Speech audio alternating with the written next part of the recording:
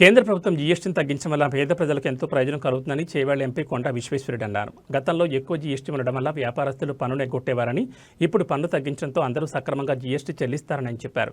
GST తగ్గించడం వల్ల కొనుగోలుదారులపై భారీగా భారం తగ్గుతుందని ఎంపీ విశ్వేశ్వరుడు పేర్కొన్నారు. ఈ జీఎస్టీ తగ్గింపుతో రాష్ట్రాల ఆదాయం తగ్గుతుందని భావించినప్పటికీ కొనుగోలుదారులు పెరగడం వల్ల మరింత ఆదాయం సమకూరుతుందని ఆయన వివరించారు. జీఎస్టీ తగ్గింపుతో ఏ వస్తువుపై ఎంత తగ్గిందో ప్రజలకు తెలిసేలా మీడియా ప్రయత్నం చేయాలని ఆయన సూచించారు. ఎందుకంటే యుద్ధమైనాక తీస్తే ఎందుకు పెట్రోల్ ధరలు పెరిగినాయి, ఎందుకు యుద్ధమైనాక సాధారణంగా ధరలు పెరుగుతాయి, కరువు వస్తుంది. ఆ రోజుల్లో గ్యాస్ ఎల్పిజి గ్యాస్ లేదు, కొన్ని గ్యాస్లు ఉన్నాయి, కిర్సిన్ ఆయిల్ ఉండే, రేషన్ షాప్లో దొరుకుతుండే. కిర్సిన్ ఆయిల్ ధరలు పెరిగినాయి, ఖర్చు ఎక్కువైంది, బ్లాక్ మార్కెట్ ఎక్కువైంది. ఇంట్రెస్ట్ రేట్లు 18 నుంచి 22% పెరిగినాయి ఇంట్రెస్ట్ రేట్. తర్వాత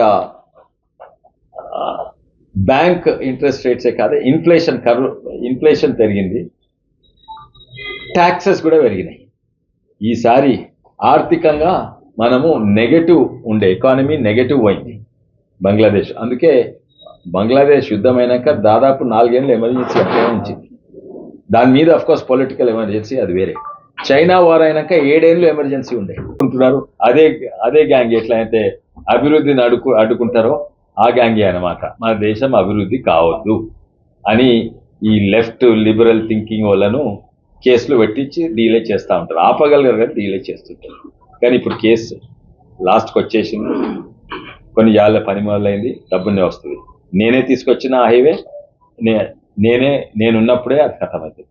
సార్, RRR కొత్త అమెండ్మెంట్ కి మీరు అనుకూలంగా ఉందా? అసలు చాలా మంది రైతుల భూములు కోల్పోతున్నారు, అన్ని పట్టా భూములే ఉన్నాయి. అస్సలే కాదు, నేను అలైన్మెంట్ కానీ దీంట్లో ప్రాబ్లం ఏంటంటే ఇప్పుడు హైవే అలైన్మెంట్ అయినా కూడా RRR అలైన్మెంట్ పైసలు కేంద్రం ఇస్తుంది. ఏంటి 25,000 కోట్లు ఇస్తున్నది, పైసలు కేంద్రం ఇస్తుంది కానీ అలైన్మెంట్ రాష్ట్ర ప్రభుత్వం కింద ఉంటుంది.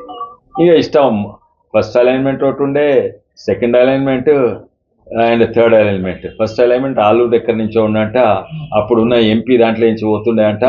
అయితే ఆయన ఇక్కడ పంపి